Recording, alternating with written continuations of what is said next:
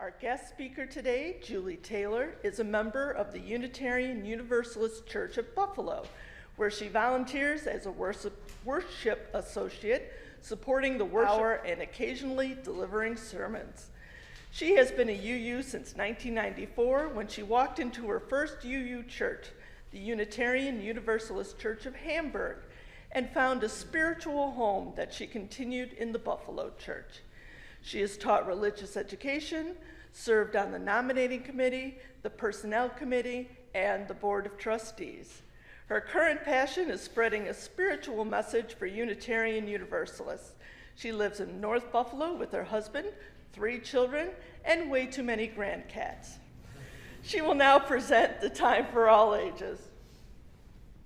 Thank you, Amy, and thank you so much, everyone, for inviting me into your beautiful sanctuary. I have to tell you, this is unparalleled, the view that you get every Sunday morning. What I would like to do today is to tell you a story off the top of my head, so please bear with me. But first I want to stress that this is a true story. So this is not going to start with once upon a time, because this actually happened. So let's get into it. Many years ago, there were 3 dragons. There was a red dragon, a blue dragon, and the most fiercest of all the dragons, the green dragon. And they were all very good friends, and they lived together and worked together in their village, okay? But what do dragons do? Dragons are pretty much famous for a couple of things. They breathe fire, right? And dragons also are hoarders. They hoard treasure, right? And they also have been known on occasion to gobble people up. Dragons can be very dangerous. I'm sure we can all agree. And so the village was a little bit put off by these dragons, and they decided, you have a couple of options with dragons. You could slay dragons. That's a lot of work, right? And, quite honestly, there's too much work to be done in other better areas. So what if we tamed the dragons? So the villagers selected people to go and tame their dragons. And so the first dragon, the blue dragon, was actually the easiest to tame. The treasure that she hoarded was gold. All the piles and piles of gold. But what happens when one person in the village hoards all the gold? There's no fun. The roads get bad, the bridges are bad, the snow doesn't get plowed. There's a lot of bad things that happen. There's no parties and celebrations. But one day, one of the villagers went and tamed the blue dragon, and the blue dragon became more generous with her piles and piles of gold. Then there's the red dragon. And this is the thing. I know this is a true story because I was the villager who was selected to tame the red dragon. Now the red dragon, what her treasure was stories. She was a very old and wise dragon, and she knew all the information of the village. She was the historian, and you know what? When somebody hoards all the information, it means that the people tend to be less happy. If you think about it, that's why we have education. So I spent a lot of time with the red dragon, listening to her stories, writing them down, taking the information, and disseminating it to the other villagers. And they were very happy indeed, because now we had parties from the blue dragon, and we had good information and education from the red dragon. Life was getting very good. But there's that green dragon. The green dragon being the most ferocious of them all. Could the green dragon be tamed? I don't know. But one day, the littlest of all the villagers decided, I can do it. And so what she did is, it happened to be the green dragon's birthday. And so she went and she said, you know something? Acting with kindness, acting with love is what will tame this dragon. So what I'm going to do is I'm going to go and buy a birthday cake for the green dragon. So she went out to Tops Friendly Markets and she got a beautiful birthday cake. Well, when it was time for the celebration to happen, the green dragon was very angry. You see, the green dragon did not like birthday cakes because she felt that this compromised some of her power. And so she thought that if somebody gives me kindness, then I will have to give kindness in return. And she was very angry that day when we cut the birthday cake. We tried to sing happy birthday, and she took the cake, and I took my piece of cake, and I started walking away from the birthday cake of bitterness. Did anybody ever try to tame the green dragon again after that? It might be, they might have. The littlest of all the villagers may have gotten gobbled up. I'm not quite sure. Haven't really seen her. But what I do know is that the following year, I said, I'm going to buy a box of green tea and I'm going to leave it for the green dragon and so that she can live forever. And I did not tell anybody that I did so because who knows if I would have gotten gobbled up. This is the end of the story. It will make more sense with the sermon. Thank you.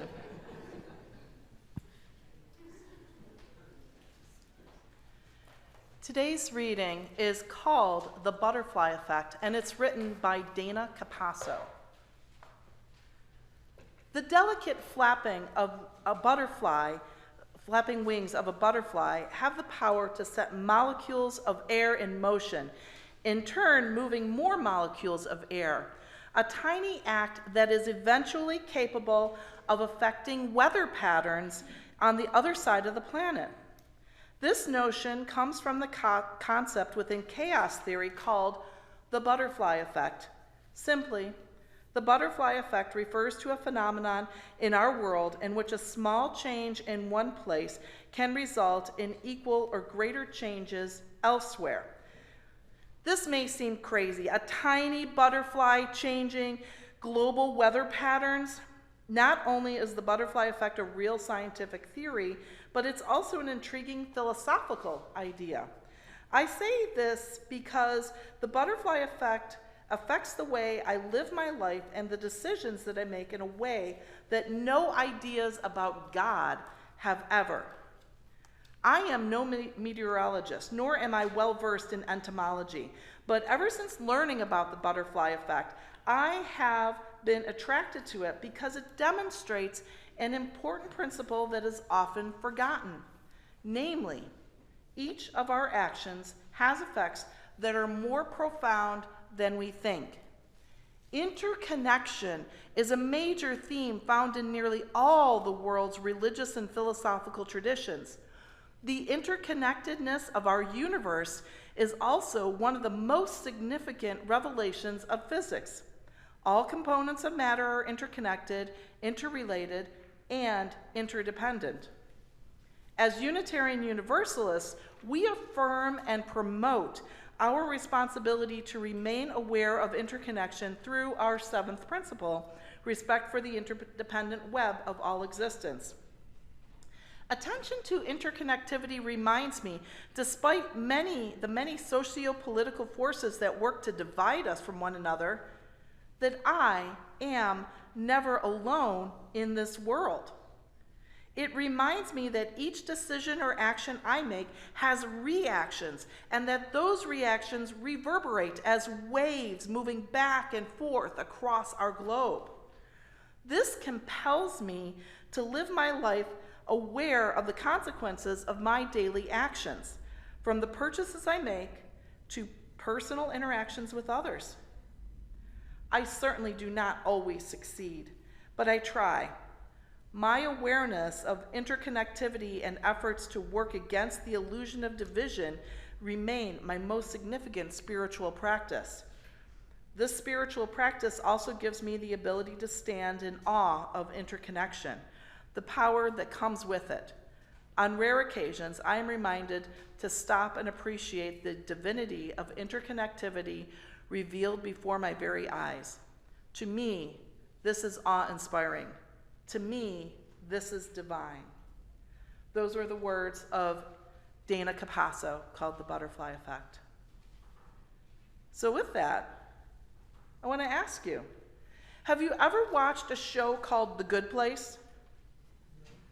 Yeah, some of you have. If you haven't seen it before, it is really worth a watch, and it's currently on Netflix still. It'll probably go away at some point, like everything does on Netflix.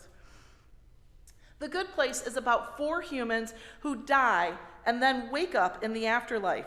They are greeted by the neighborhood architect, Michael, played by Ted Danson, and they are told they are in the good place, basically heaven. One of the 4 humans, Eleanor Shellstrop, realizes right away that there has been a mistake and she is not the same Eleanor Shellstrop that Michael is talking about. She knows she doesn't belong in the good place. Instead of outing herself and saying there had been a mistake, thus sending her to the bad place, hell, she decides to learn how to become a good person, how to truly deserve a place in the good afterlife. She contacts one of the other humans, Chidi Anagonye, and asks for ethics lessons. Chidi, a former professor of ethics and moral philosophy on Earth, starts to teach Eleanor and the other humans how to live an ethical and moral life. They explore David Hume and Immanuel Kant and Kierkegaard. The Good Place makes being a nerd cool. It takes philosophy, classes that I was forced to take in college, much to my dismay, and make geeky all chicy. It makes me want to ask the big questions of the universe. What does it mean to be good? What is a good act? Does it matter to live a life of intention? Do motivations matter? And what if we get it wrong? In one episode, Chidi explores the trolley problem. The trolley problem is a thought experiment proposed by Philippa Foot in 1967, and before you think I'm all smart and all, I learned that from The Good Place, not the 3 philosophy classes I was forced to take in college. As a thought experiment, it's only supposed to be a theory, not something that's put into reality. And it goes like this. You see a trolley careening down a street. In front of the trolley, there are 5 workers on the tracks. They cannot hear or see the trolley for whatever reason, and they cannot be warned, and they are not moving off the track. The trolley will surely hit and kill them. However, there is a switch that will divert the trolley to a secondary track. On the secondary track is 1 worker who can neither hear nor see the trolley and will not move out of the way. You have the ability to control the switch. What do you do? Do you do nothing and let the trolley continue to careen toward the 5 workers, resulting in their deaths, or do you intentionally switch the tracks, an action that will result in killing only 1 person rather than the 5? What do you do? Typically, around 90% of respondents will say the right and ethical thing to do is to switch the tracks and kill only 1 person rather than the 5. For the most part, the participants surmise that it is better that only 1 person dies and not 5. So obviously, we would switch the tracks. But this is a thought experiment. It doesn't happen in real life. We can't replicate this, considering how horrible the consequences would be. But still, don't you wonder?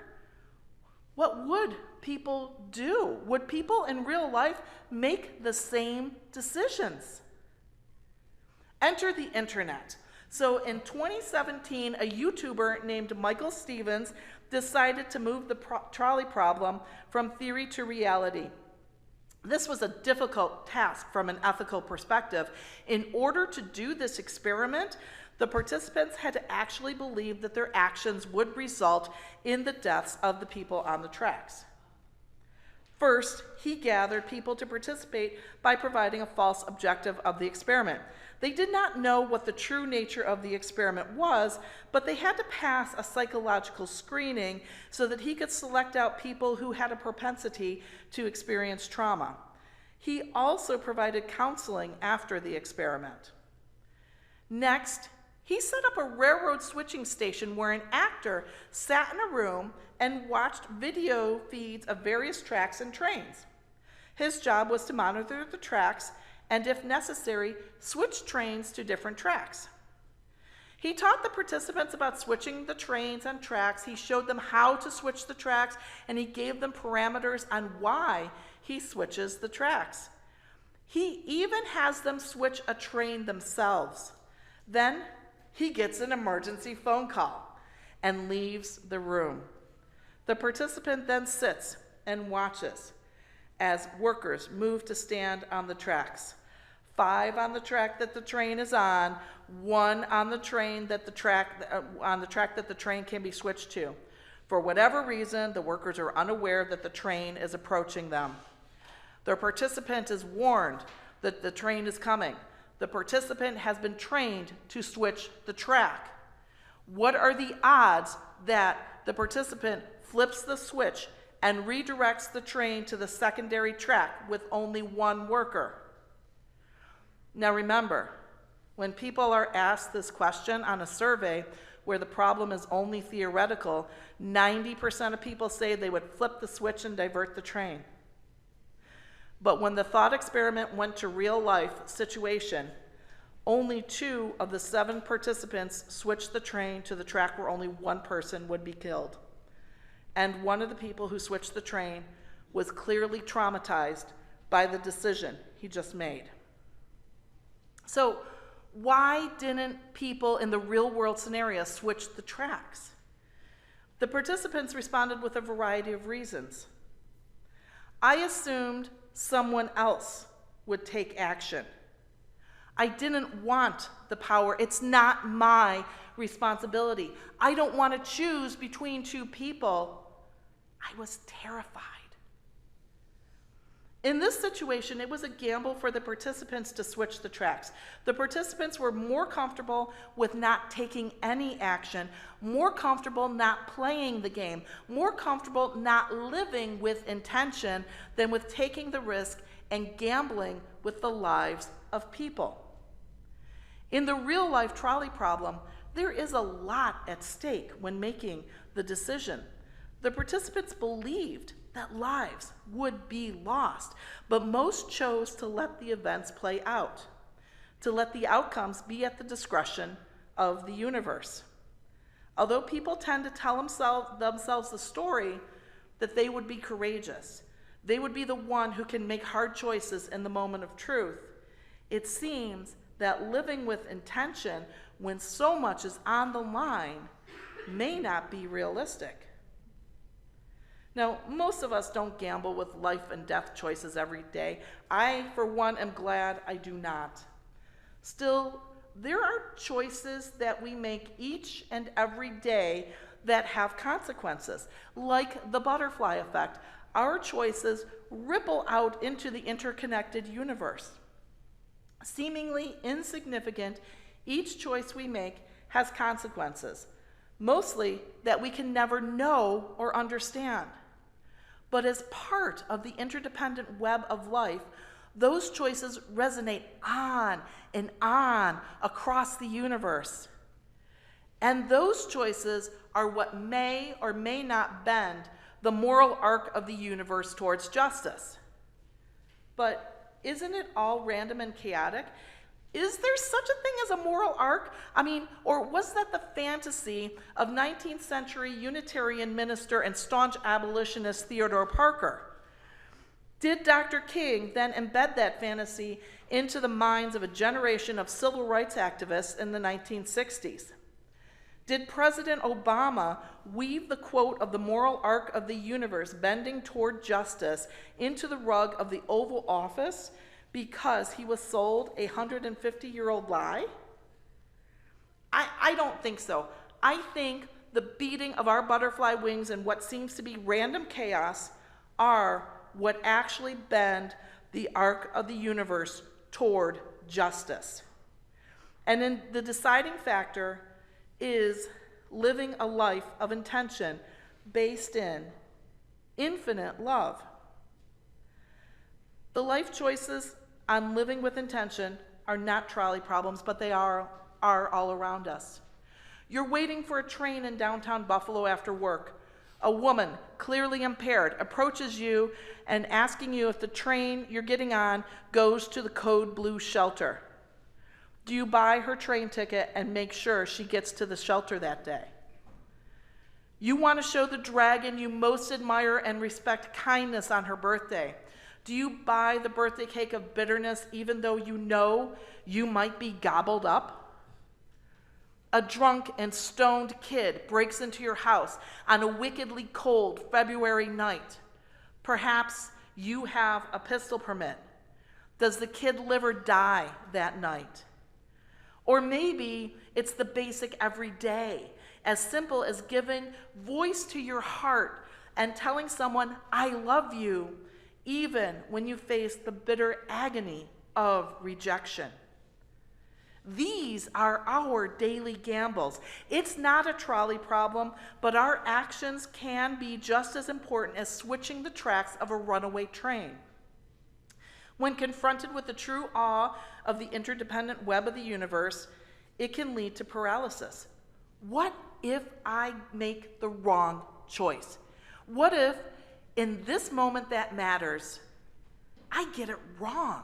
What if I get it so wrong that I put harm into the interdependent web?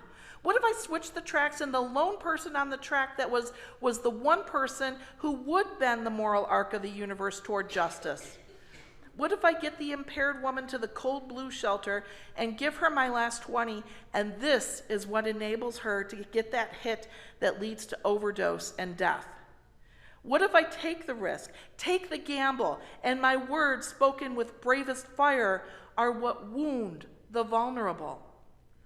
Truly, I am paralyzed when I contemplate how my little wing flutter could twist the moral arc of the universe away from justice. I am paralyzed like I was when I could not speak in defense of the littlest of all the villagers when an act of kindness inspired the wrath of the green dragon.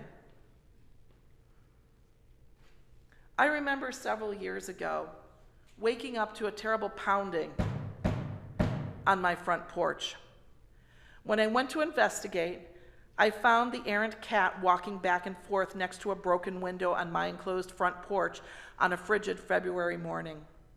Blaming the cat, I turned and saw a strange, still figure sitting silently on my couch. I lost it. I started screaming, 911! I dialed 911 on the phone in my shaking hand and incoherently said there was a man not moving on my porch, and in true Buffalo fashion, the fire truck came first, then the ambulance, then the police. I was paralyzed with terror, and for whatever reason, my husband walked past me, sat down on the chair next to the still figure, and touched his knee. My husband determined it was a kid, probably 15 or 16 years old, drunk, stoned, freezing, and near passed out on my couch. Hey, what are you doing? My husband asks. No one understands, the kid mumbles. Why are you here? I knew you would understand. The kid can barely keep consciousness. And then the most compassionate thing I've ever heard spoken in my life came out of my husband's mouth. Are you hungry? Do you want a sandwich? And all I could think of was whether we had bread in the house and what on earth I would make a sandwich from. When all was said and done, the cross-faded kid was placed in an ambulance. The cops left without a police report from us. The firefighters made sure no one was hiding in our cellar, and we went back to living our lives, wondering who that kid was who thought we might understand. The reason we stand paralyzed is because acting from a place of infinite love is terrifying when we don't practice it every day. Infinite love makes us vulnerable. Infinite love is what bends the moral arc of the universe towards justice. Infinite love is what turns the beating butterfly wing from chaos to living with intention. You see, I want to be the person who is filled with goodwill. I want to be the person who feeds the green dragon a birthday cake, even knowing I might be gobbled up. I want to be the person who feeds the stoned kid a sandwich. I want to be the person who helps bend the moral arc of the universe towards justice. And I also believe that all people can and should take actions to influence the arc of the moral universe through filling themselves with infinite love. That all people need to choose the track their trolley takes based on infinite love. Side note, that, my friends, is infinite love right there in your labyrinth. Just saying. Michael, the architect of the good place, finds the answer to the trolley problem while fleeing demons who are chasing the humans. The answer to the trolley problem was to sacrifice himself to the demons in order to save Eleanor and the humans. The answer to the trolley problem was acting on the basis of infinite love. Eleanor Shellstrop, knowing that she doesn't belong in the good place, takes the gamble several times to ask Chini Anagonye, an expert in ethics and morals, to help her become a good person. Chidi helps her every time. Every single time, Chidi takes the gamble to help Eleanor become a better person. Chidi, who is searching for the absolute answer to moral truth, learns the answer by the end of the show. Spoiler alert. There is no answer, he writes on a note to himself. But the answer is Eleanor. Chidi, an indecisive Senegalese philosopher searching for an absolute moral truth worthy of Immanuel Kant, finds that the answer he seeks lies in his infinite love for the most unlikely of persons, Eleanor Shellstrop, a self-described trash bag from Arizona who hoards shrimp and drinks margaritas to oblivion. What the humans of the good place find is that they create their own good place with motivations based in infinite love. They find the divine and the holy in supporting and nurturing each other in their everyday choices.